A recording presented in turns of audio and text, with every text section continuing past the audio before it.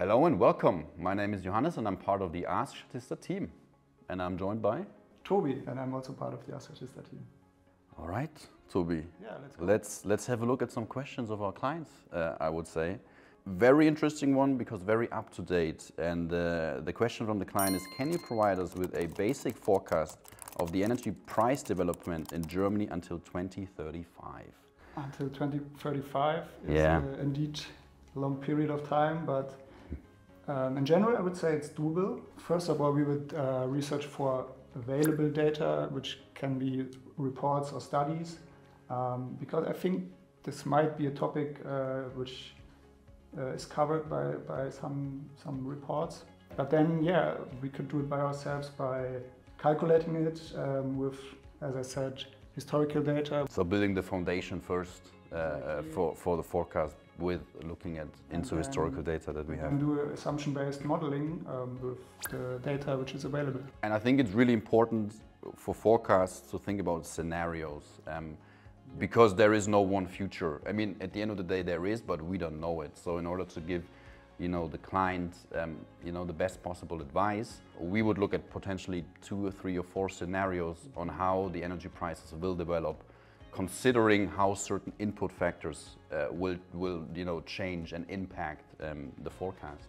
So at the end of the day, I think the client will receive a chart with 4 lines, and then we can say which one is most likely. But as it is always with forecasts, you never know.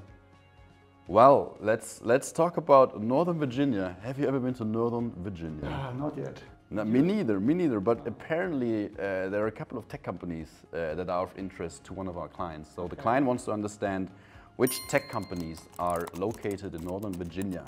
So I can already think about multiple ways to uncover this information. Exactly, Yep. We can use the Statista company database for a first step, and then we can also...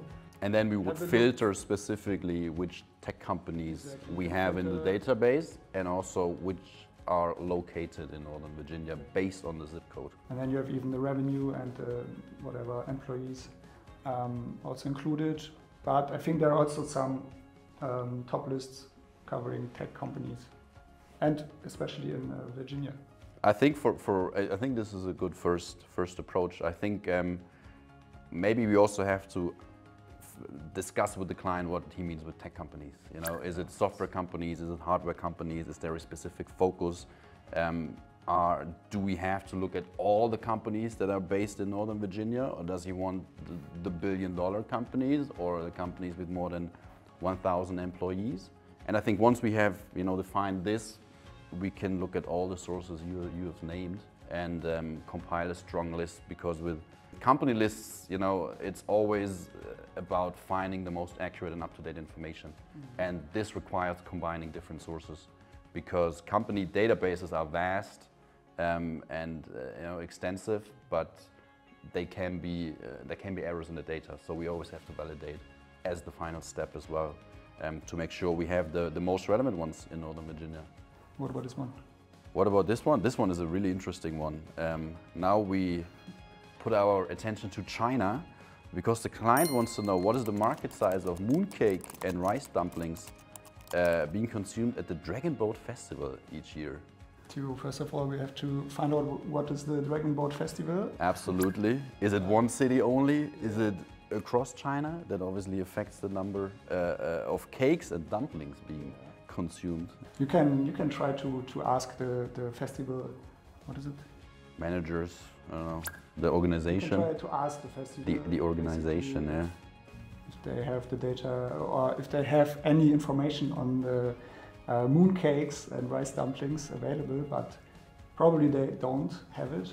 And then I would say try to find out general consumption regarding the mooncakes and rice dumplings, and go from there. But at the end, it has to be an estimation, I think. I think so too. I don't think we can research it solely based on available information. So we have to become a bit creative. Our approach would pretty much look like, looking for existing data, making assumptions, understanding the festival and the size of it, and the popularity of mooncakes and rice dumplings, and then, you know, prepare a deliverable that, you know, helps the client to understand the market size. And I guess he wants to know how many mooncakes and rice dumplings he has to prepare for next year. How many millions. Yeah, a lot.